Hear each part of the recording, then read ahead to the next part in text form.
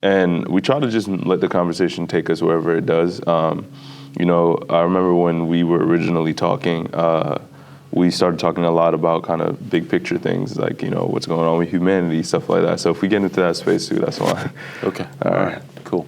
We'll let it go where it goes. Yeah, 100%.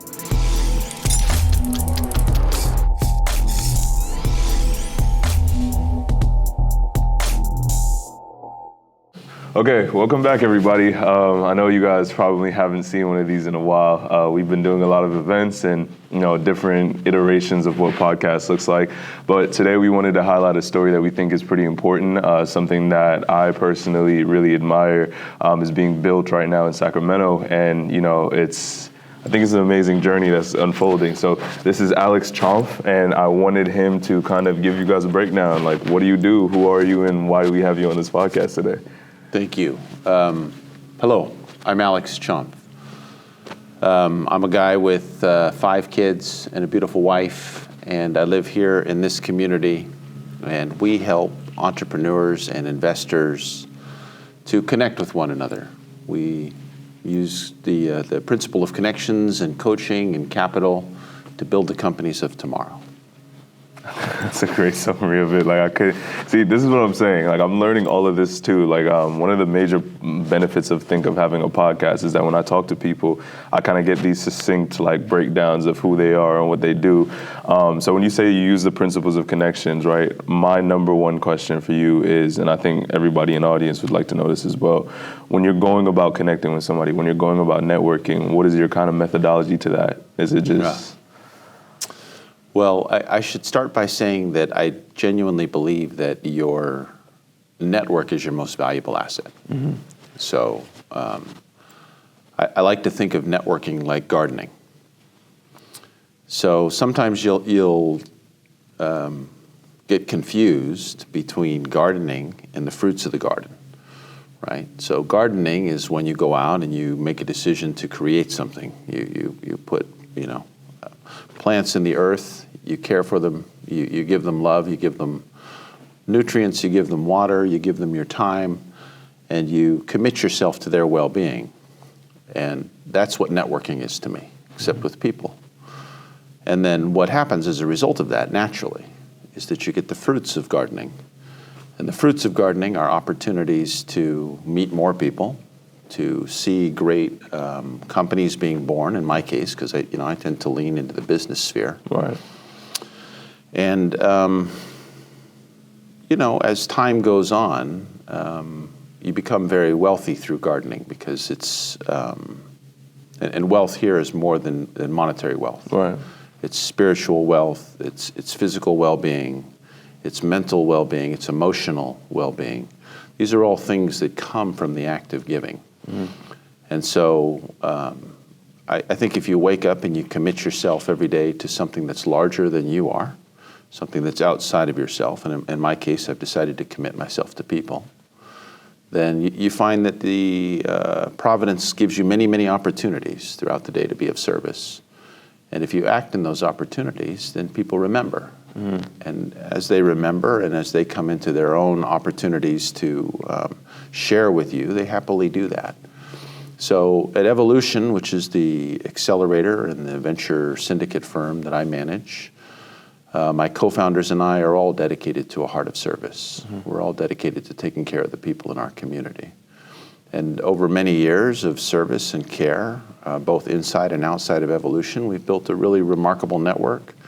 And we have access to a variety of opportunities that it's kind of hard to believe, honestly. I definitely think that was a great analogy of how to look at it, because I struggle with that a lot, and it makes sense because I'm also terrible at gardening, right? I feel like for me, it's a lot of being in alignment with the people that I'm meeting. I don't ever really go out to purposefully network. I think sometimes that leads to kind of predatory relationships where it's I'm friends with you because what can you do for me? Sure. But when you look at it as something like, you are taking care of these relationships, you are nurturing them, with Robert and myself, like we were strangers 6 months ago, and then it's like you're sitting down, you're having these discussions, you're learning who the person is, and that's kind of those nourishing aspects of it that you're talking about. But I think some background for the audience, can you kind of explain what Evolution Accelerator is? How did you fund it, and then why did you even start it? Sure. Evolution Accelerator is a classic corporation. It was created in conjunction with a number of people. So I should say that everything we talk about today, even though I might use the word I, there really is no I here. There's we. We are many different people who over years have created a number of remarkable things. Evolution Accelerator was created in 2018 because the Sacramento Valley really reminded me of Menlo Park and Atherton and Palo Alto and that area in the 1990s, where I had the chance to really get my professional career going after the military. What I saw here were a great crop of companies, particularly coming not just from the community here, but from places like UC Davis.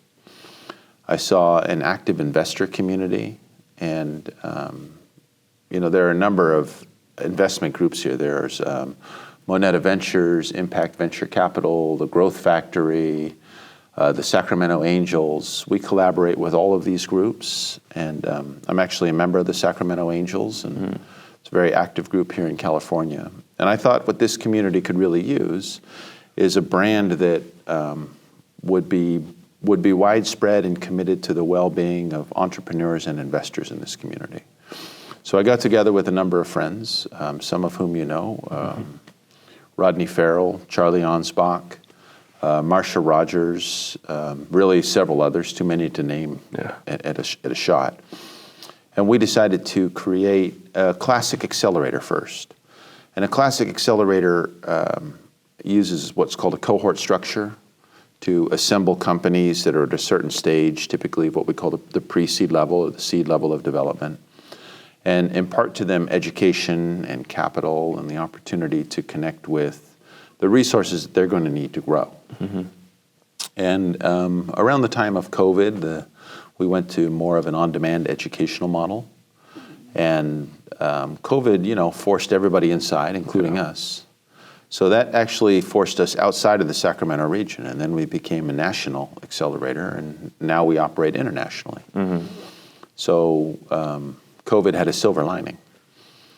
And for 2023, we've decided that as we're looking at a recessionary economy, and as we record this, Silicon Valley Bank has just failed, Signature Bank has just failed, Silvergate failed last week, or the week before. So there's been quite a series of bank failures that are pointing to a more recessionary economy. And what we think is really exciting, and not to take away from the hardships of a recessionary economy, but just to understand it from an investment perspective. Recessionary economies provide the best opportunity every decade or so to get into investment, to become an angel investor. There's a lot of evidence that shows that companies founded during a recession tend to outperform by about 2 to 1 companies that are formed during non-recessionary periods. So we're committed this year to bringing together new angel investors, bringing them off the sidelines, showing them the ropes of angel investing, teaching them everything from the vocabulary to the pitfalls, and putting them into a place where they can be vulnerable together, they can think together, they can work together to pool some available capital and launch the next generation of great companies. What's interesting about that is that it sounds like the accelerator program isn't only for the startups, so it's also for the angel investors. Like, you get that community around you as well to be able to, I can only imagine you're coming to, put hard-earned money into something, and it's like that must be something that's scary, and you don't really have any guidelines behind it. So having a support group behind that's something I never really knew people needed, to be honest. For me, on the startup side, like everybody on the podcast have kind of heard us hint about all of the stuff that we've worked on and we're trying to work on. And, UC Davis actually has an accelerator program. They have Plasma. They have the entrepreneurship academies that go on there. Dawn Strickland, she's been amazing in that whole process. But I would definitely say that world still seems a little bit impenetrable to me. because it almost feels like, and I know this kind of isn't, this is literally the opposite of what it's supposed to be, but it feels like you're supposed to be in an accelerator program once you're already built, like if you've already built something. So can you talk about maybe some misconceptions you've seen about that, or if someone in the audience is trying to, figure out a way to get into an accelerator program, like what would be that whole process? Sure. And a quick shout out to UC Davis. We are huge fans of the UC Davis program. So we've been supporting the Plasma Accelerator since its launch. We work with Big Bang. Yeah, I'm actually, sorry. Yes, please, I'm looking to get onto that second round. I already got into round one, so let's continue. Sure. Yeah, for what it's worth, good egg. We work with Big Bang. We work with the Student Startup Center. As a matter of fact, earlier this week, we were at the Student Startup Center doing Mentor Madness. Oh, okay. Last week I was mentoring for the National Labs Entrepreneurship Academy through UC Davis. And I probably, especially during the school year, I'm probably on the phone with the UC Davis student or program at least a few times a week. Wow. Yeah. I actually had the honor and the pleasure of being a student at UC Davis for one semester. Really? For one semester. My wife became pregnant with my oldest, my first at the time, and I had to make a decision, right? I couldn't be a good provider and a good student and a good father and all these things at the same time. So I decided to let my education go, but never forget about it. I will definitely come back to it. And one of my big ambitions in life is actually to put a building on the campus there and then ask them to let me take all the classes nobody wants just for the next few years. Yeah. My wife knows that if I ever run away, she'll find me at a coffee shop on the edge of a campus. That's where I'm going to be. So let's talk about accelerators and misconceptions and support communities and so forth. Okay, so probably the biggest thing that entrepreneurs miss is the really obvious fact that they're creating something out of nothing. Yeah. And if you're creating something out of nothing, the odds are very good that it's the first time you've ever done that. True.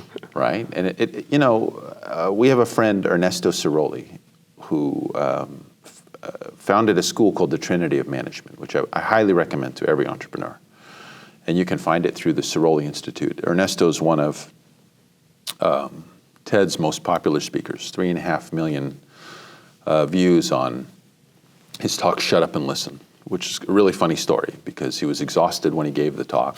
He'd flown halfway around the world. He was sure nobody was going to care.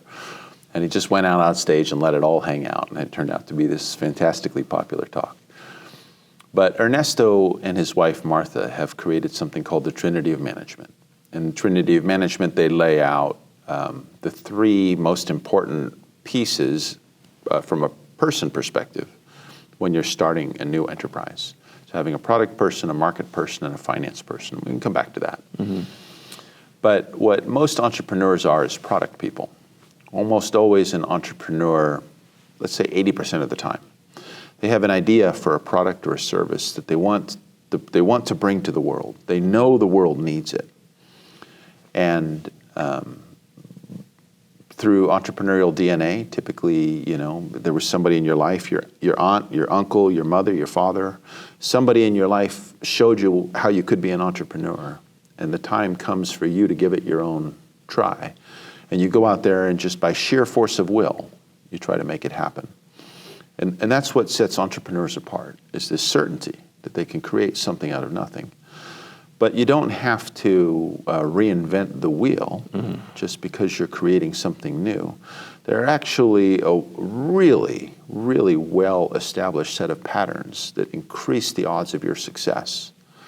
And that's what most accelerators and incubators are trying to teach you, are these patterns that inculcate success, that increase the odds of your being successful at creating something out of nothing. So one of the patterns is having the right people on the team, having a product person, a market person, a finance person, and depending on what industry you're going into, maybe what's called a hot shot, as Steve Hoffman from Founderspace would put it. But what's a hot shot? What's a hot shot? Well, a hot shot's an interesting cat. Okay, so first of all, let me give credit to my very good friend Steve Hoffman and Naomi Kokubo, who are from Founderspace. And Founderspace is an amazing organization. They are ranked the #1 incubator outside of the United States with something like 50 or more international partners. Wow, okay. They're really a very successful organization. And Steve Hoffman writes about this in one of his books, okay? And a hot shot is somebody that you really need if you're going to break into certain kinds of industries. So if you're going to break into very competitive industries, industries that are crowded, if you're going to break into an industry that requires a really large capital outlay to get started, if you're going to break into an industry that's very, very clubby, then you need a hot shot. And a hot shot doesn't have to be on your founding team. They can be on your advisory team, they can be on your board. But what a hot shot is somebody who, when they ring, the guy on the other side picks up the phone. Yeah. Okay. When your hot shot says, hey, I've got something here that you should check out, then people stop. Yeah. They make time in their calendar and they check it out. That's a hot shot. Okay, they help you break through the barriers that are in highly regulated industries or capital-intensive industries. Not every company needs a hot shot, but if you're going to go into certain industries, you do need a hot shot. We'd really recommend you have one. That makes a lot of sense. I have, like you said that at first, my idea was I saw something on Instagram that I really liked. It said you needed 5 people on your team, and it was just like the person that kind of like is a trailblazer. So they go fast and they go quickly, and then you have the person that follows behind them, and they kind of fix everything else up.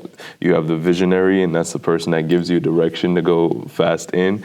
And then there was 2 other ones, but then they talked about the person that kind of like encompasses all of those, right? And you try to mix them. So when I hear hot shot, that's originally what I was thinking about. But now that I look at it, I'm like, yeah, Rodney's been that for me a lot of the times. Like Rodney's a hot shot. Yeah, I'm like, if I'm like, hey, Rodney, I know absolutely nothing. I don't know what to do. And he's like, all right, what do you need to do? And then give me 20 minutes and calls me back in and like sets everything up. So I can definitely see that. And I mean, I think one of the most difficult aspects of it, though, is even finding someone like that. Because if they are someone that picks up the phone and everybody picks up, you're not really likely to meet those people. Sure.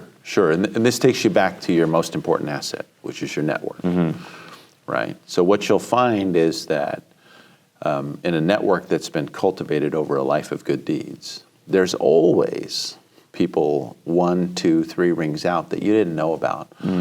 And because you've been a good egg, they will hear about that and they'll be willing to support you. So people are, this takes us into this kind of other common misconception that you see with entrepreneurs, which is a lot of entrepreneurs, particularly their first time out of the gate, they want to hold the idea very close to their chest.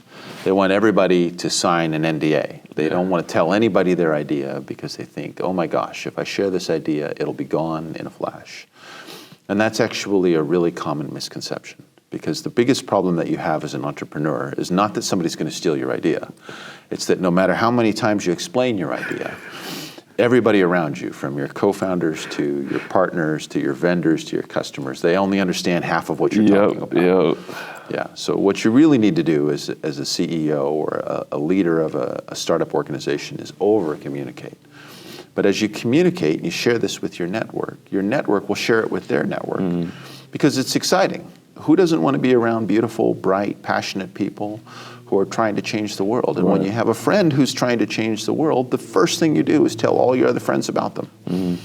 And invariably, in that extended network, are the resources that you're going to need to make it happen. Right. That's a great way to that's a great way to look at it, because one of the big problems I had, and I would say that that's a double-edged sword, because when I started trying to get into this space, I came in with a billion different ideas, right? I was my last year of college, and I took the computational social sciences course, and I learned about the technological singularity, and I'm like, okay, what? Like, the whole world is this, like, you read a lot of science fiction, so you can imagine for the first time, I'm like, wait, there might be some real life relation to what I'm reading in these books. And we started working on a lot of different projects, and I felt exactly like you said, I wanted to go out and share these ideas with people and try to get some feedback. Let me know I'm not crazy, like I'm not imagining things. But the kind of pushback I got was that you were supposed to put these ideas behind NDAs, and you were supposed to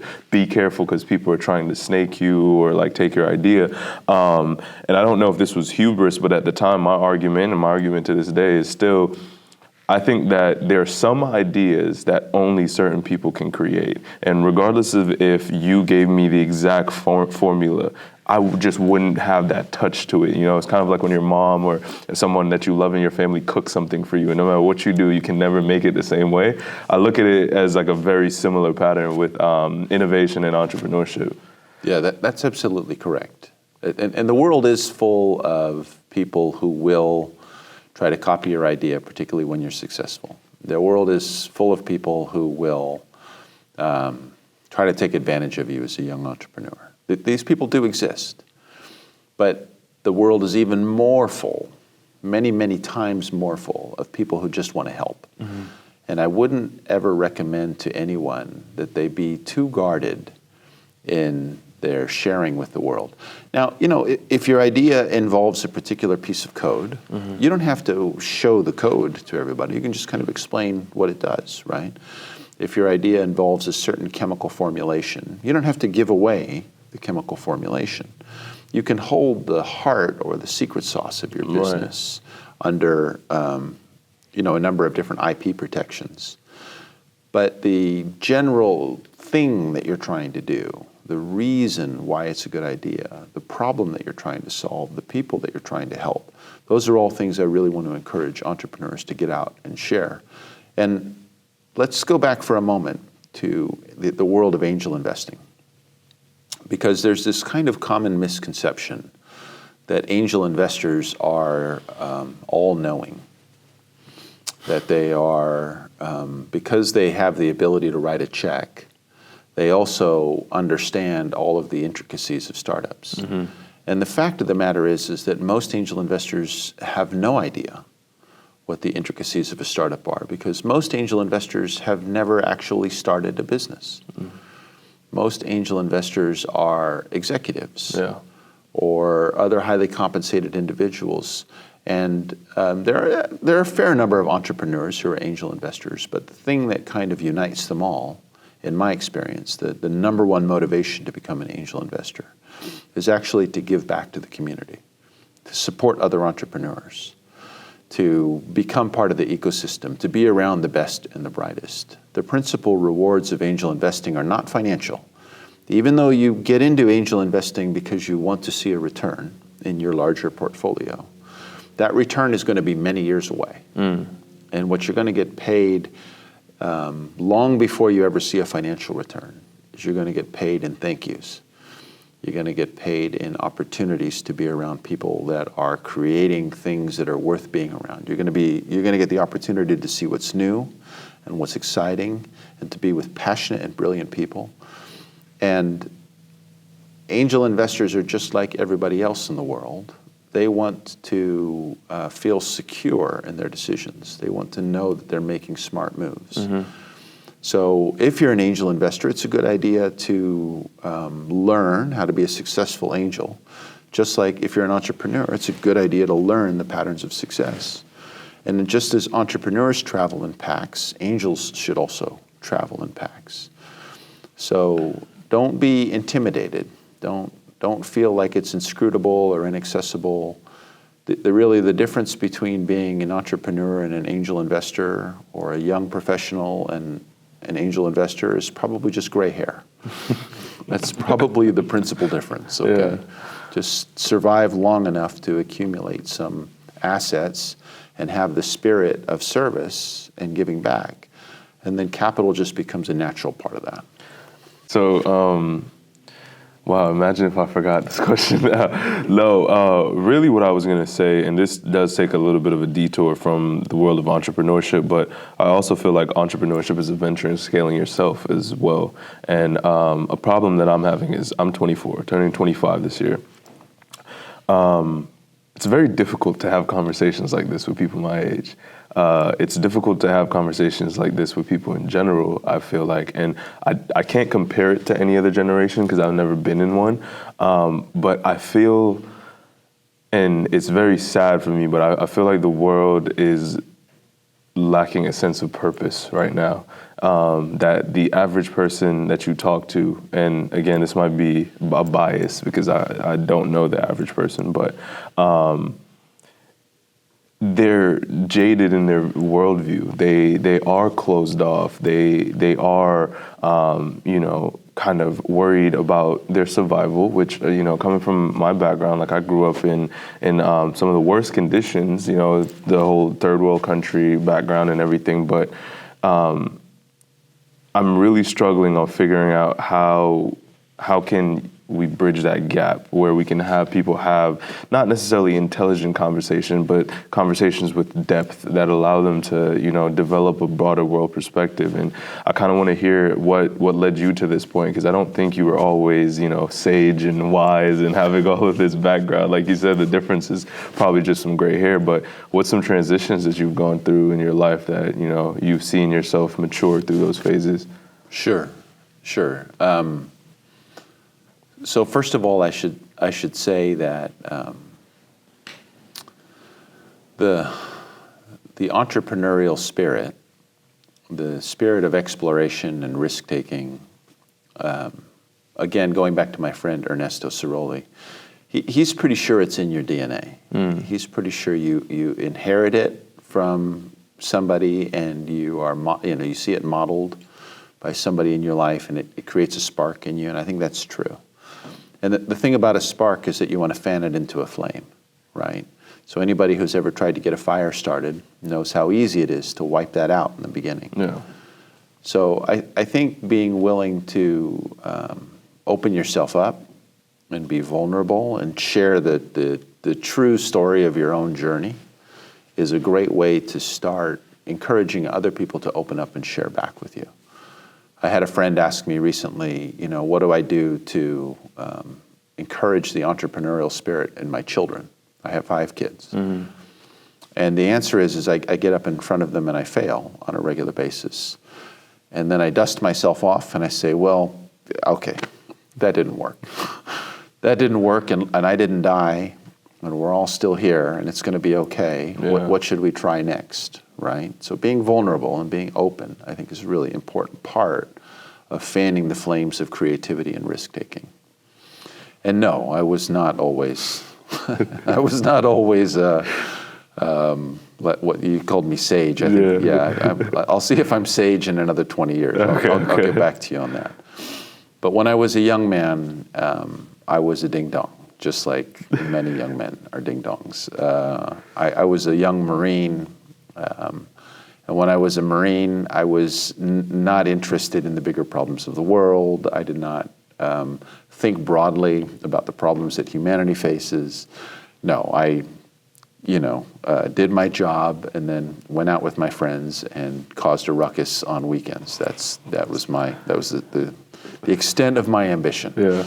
Okay. I did, however, have the really good fortune to have an entrepreneurial father who also just coincidentally happened to be a Marine. So I followed him in many ways. I followed him into the Marine Corps. I followed him with respect to entrepreneurial. I followed him with respect to entrepreneurial endeavors.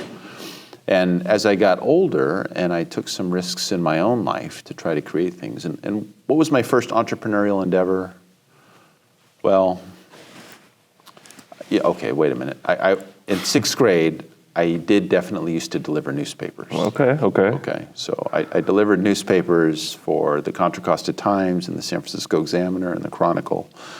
And I definitely had always 1, maybe 2 routes that I would run in a day. So you could say I was entrepreneurial at that young point. hustler.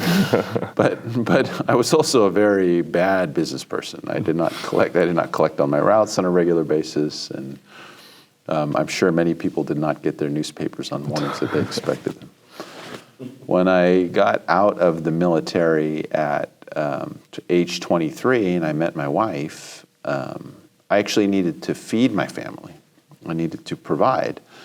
And so I started a network services company out of the back of a truck. And this was in 1995, when you could start a network services company out of the back of a truck. I'm not sure that they had information technology degrees yet. Right. And the internet was very novel.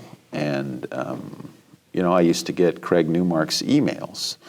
And you'll know him from the platform Craigslist today, right? So there was a day and an age when email was new, when the internet was new, when these things were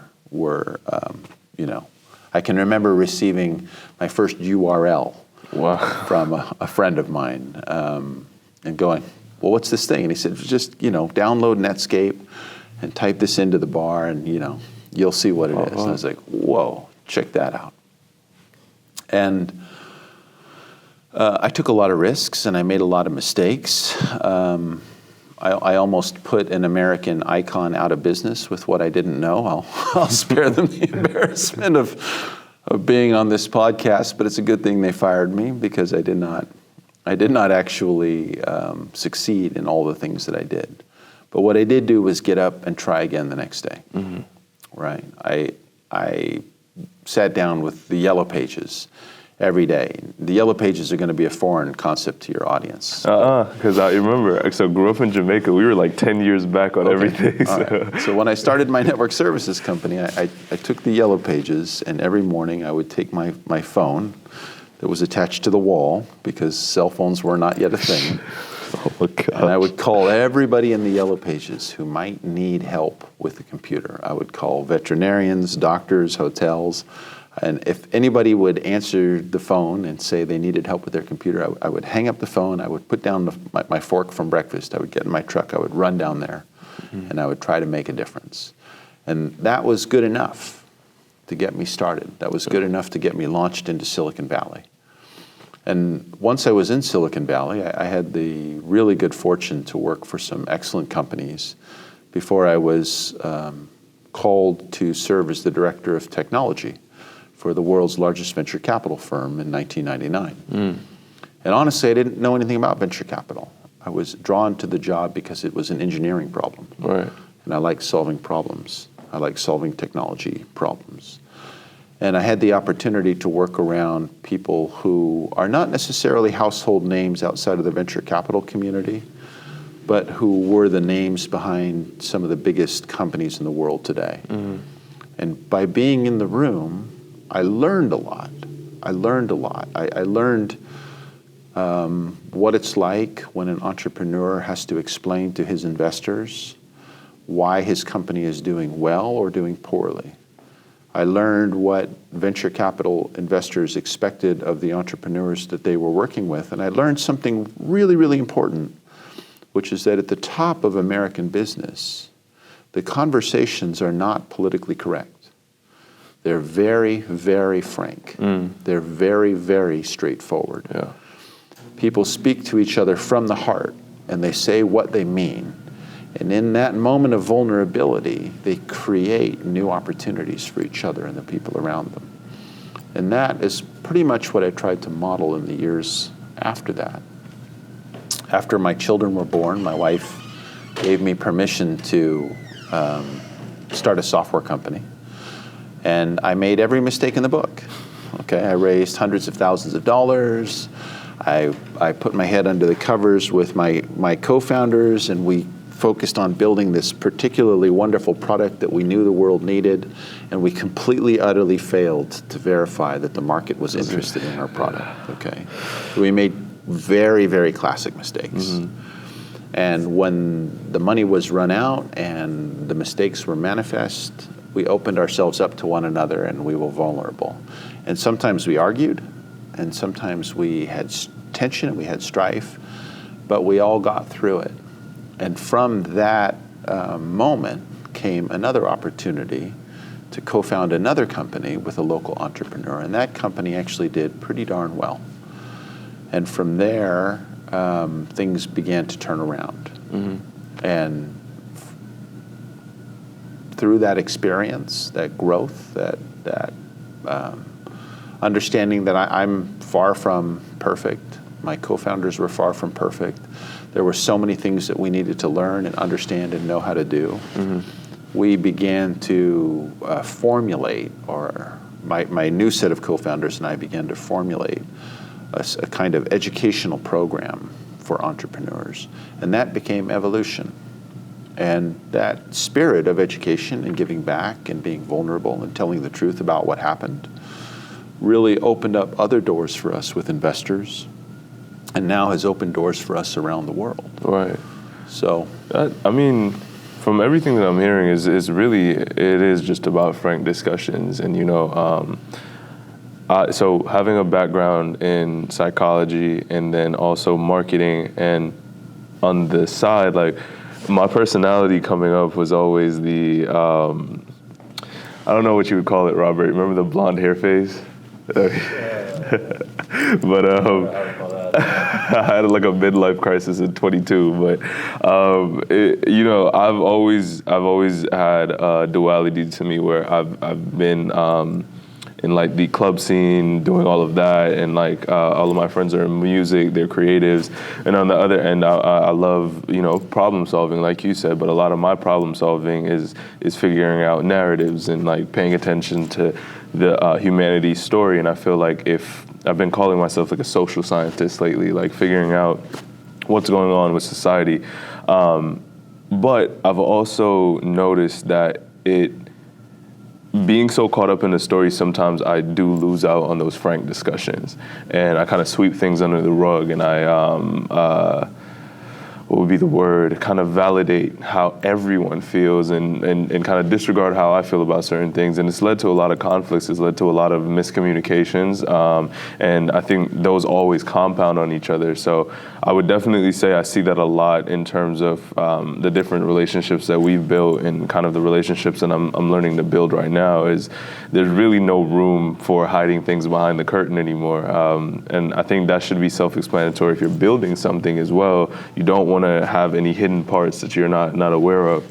But moving on, kind of looking at what you have with Evolution Accelerator right now, and seeing the landscape. You talked about us going into like a recession economy, right? What are some things that you like, kind of trends or patterns that you feel like people should be paying attention to? Yeah, it's a good question. And let me just reflect back for a moment that I understand the urge to be part of a shared narrative. And to subsume the individual story within the shared narrative. But I think the shared narrative is greatly enriched by the individual's contributions to it. So there's a balance that can be had of individualism and your own personal anecdotal experience that enriches the shared narrative, right, when properly considered. It's a great caveat. And I understand. I also like to paint a picture that is beautiful and inclusive. And sometimes it's easy to forget about the knobbly bits that are not that much fun. Yeah. Right? So yeah, take a moment to reflect on what went well as what didn't go well. And those reflections will really enrich the whole thing. Okay, so what's coming? Well, first of all, I'm not a fortune teller. I don't actually have a crystal ball. However, I do have a lot of experience and some success with planning for what is ahead in the future. That tends to be where I excel, is seeing what's coming around the corner. And there are some converging trends that are very important. One of the converging trends that's been out there in the world for quite a while is artificial intelligence, right? Anybody who has played with the latest large language learning models, ChatGPT, will just be able to reflect back to you what a remarkable experience that is. Yeah. And this kind of large language learning model can be applied to a wide array of social and technical problems that are out there.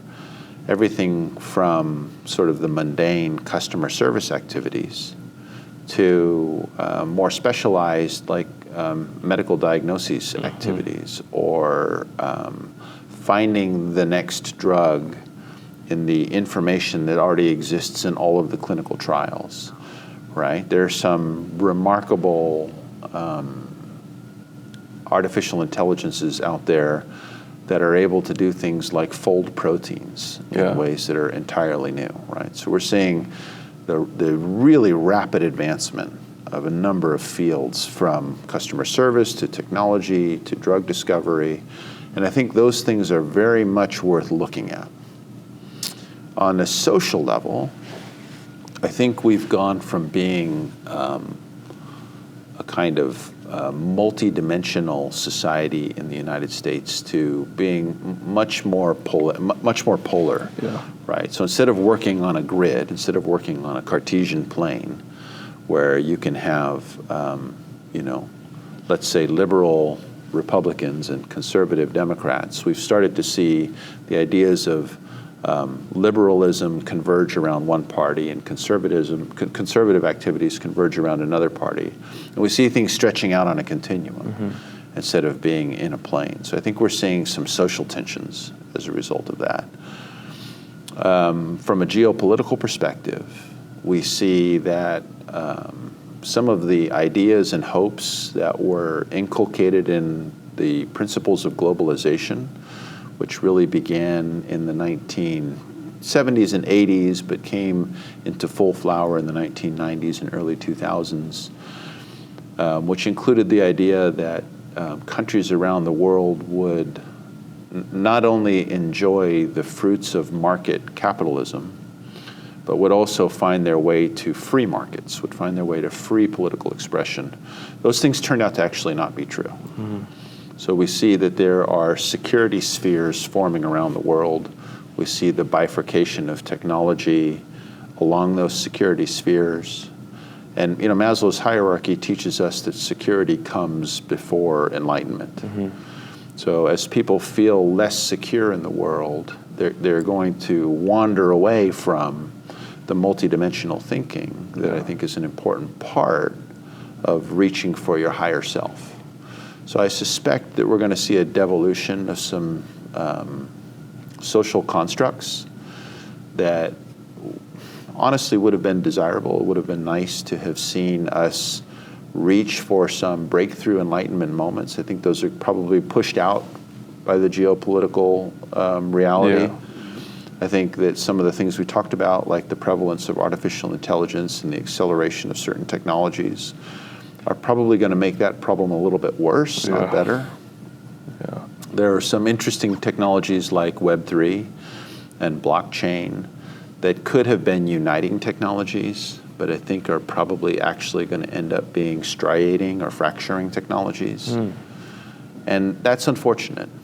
That's unfortunate. Now, what I would love to see is I would love to see the creators of the world, particularly the younger creators of the world, push back against striation, push back against fracturing, push back against the idea that security spheres have to exist and that we can't all treat this as a global planet that we share. I don't think we have to go there, but left to a generation that was steeped in Cold War ideology and that was steeped in conflict, I think we might end up there if the next generation doesn't push back against those things.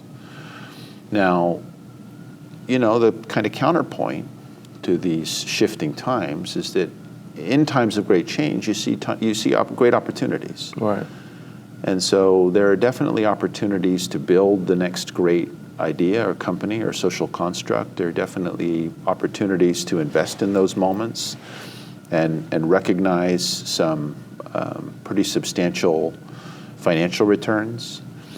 But I wouldn't like to see us concentrate on the financial returns and miss the social opportunities that even 10 years ago seemed manifest, and today are further out in the future than we want them to be.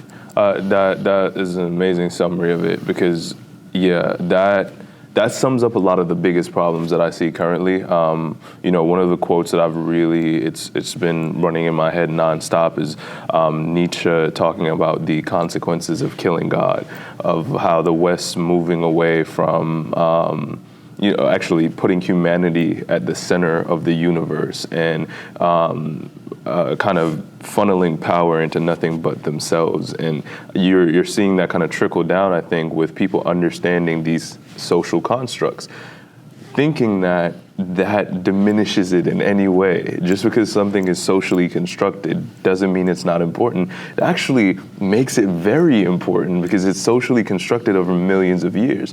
Now, of course, it needs to be changed, it needs to be modified, and those are things that I thought, even during the George Floyd protests and all of that, I'm like, there were moments where if the correct discussions had been had, it would have opened up a completely different kind of timeline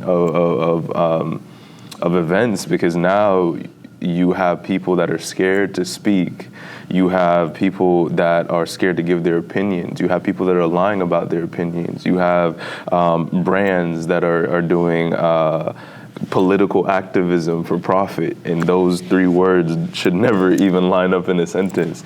So I think using that Maslow's hierarchy to show that people are pretty uncomfortable right now, and that's what's leading them to, run away from maybe these bigger picture situations because they're just worried about feeding their family is a great way to summarize it. I don't know. My feeling about this generation is that we do have the opportunity to take Pandora's box and find the good things inside of it. However, I'm looking at large language models, I'm looking at the technologies that are coming by, and something that I had brought up before was this idea of technological aversion.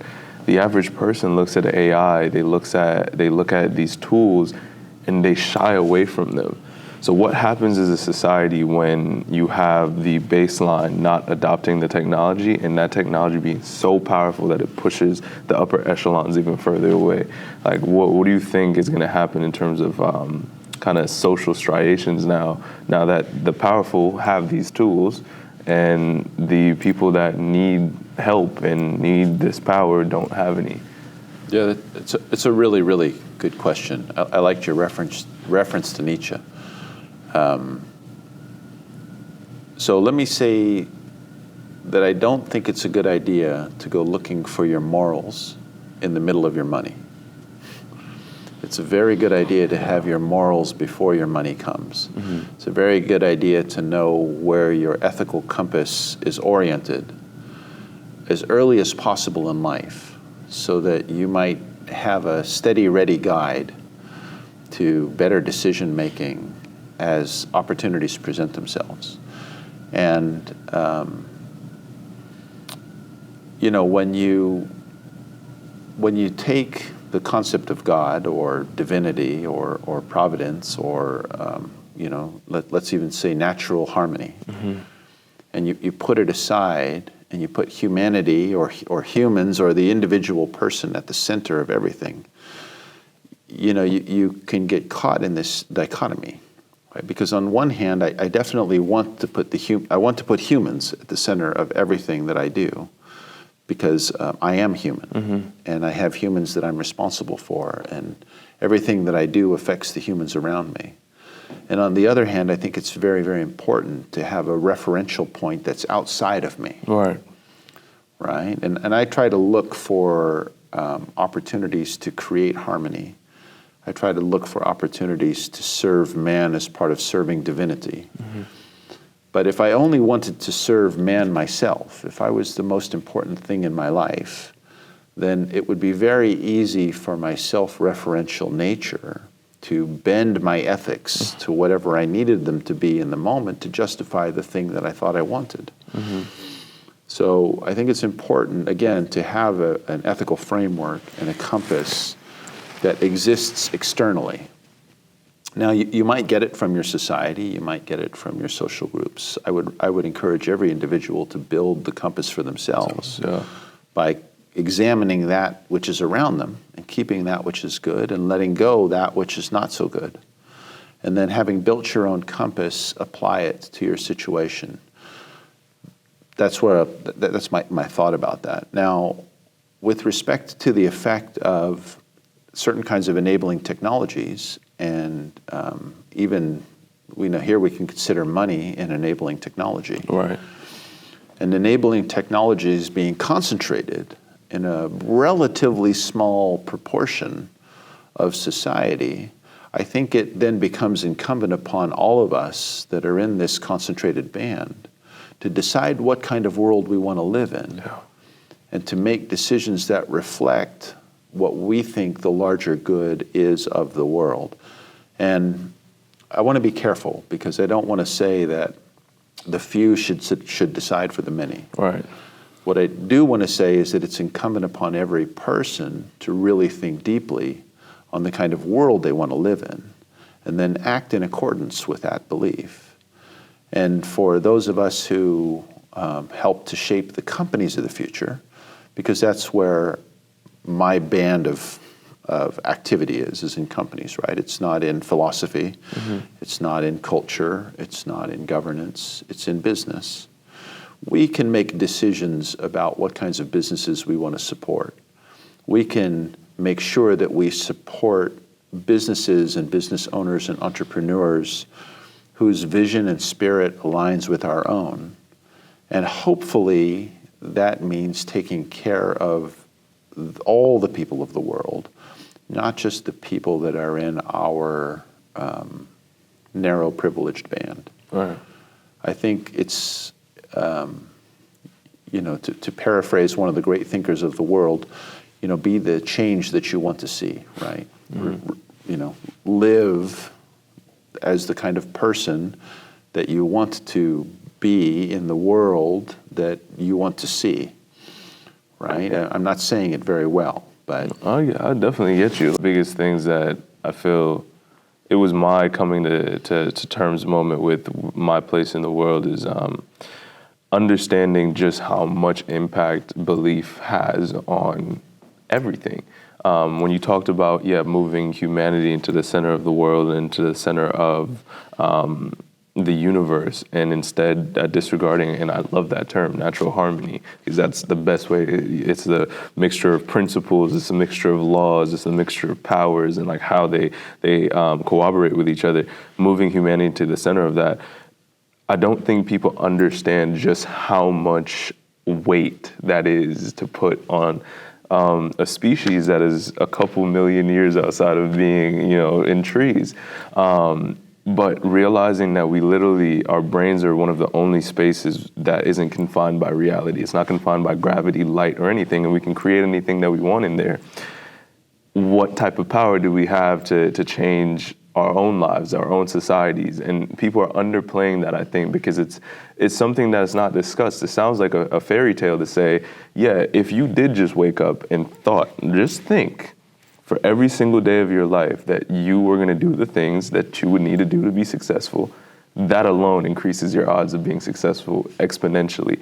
And then you extrapolate that to say, if a society decided that we're going to support the businesses of the future that are going to do the best good for everybody on this planet, that the world literally could be a better place in one generation, and I feel like that it kind of comes to the crux of what, you asked, why did we get into this podcast, right? Like why we started this. That is really it. It's to have these conversations to show that there are people out here that are having, it doesn't even need to be impact, right? We call it everyday superheroes. There are people that are trying to save the world through sheer force of will, through connections, through meeting people that are trying to build things. Something that happened to me the other day that it was an amazing moment is someone reached out to me and they said, hey, I've been meaning to call you because I want to join the podcast. I love what you guys are doing. I'm not making enough of an impact in my community, and I want to be able to do that with you. And that was never the goal of this whatsoever. But something you said was, if you nourish the people around you, and for us, our nourishment is providing content that they can try to learn from and grow with us, then they come back and feed you in return. And I'm seeing that now, and I think, moving on into the future, I think there are more and more people that are realizing their power, and I think it's scaring them enough to go try to find other people that are realizing their power and kind of grow and build with them. So I think having something like the Evolution Accelerator, like I'll keep plugging that for sure. I think that's a great way to have people channel that into something that makes a change in this world, and a lot of the time that requires capital, that requires a financial backing. So, it's been an impressive conversation. I feel like I'm not sure how good we are on time, but We're at an hour. yeah, about an hour. Okay.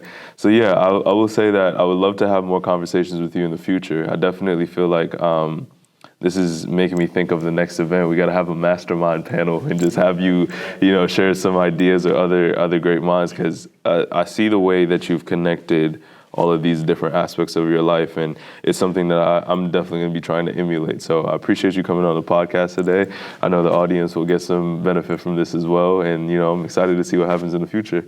Well, I'm pleased and honored to be here. I'd like to reflect back before we close. Oh, 100%. That what you pay attention to grows. Your attention is energy. So pay attention to the things that matter. Give your energy to the things that you want to see in the world, and those things will continue to grow.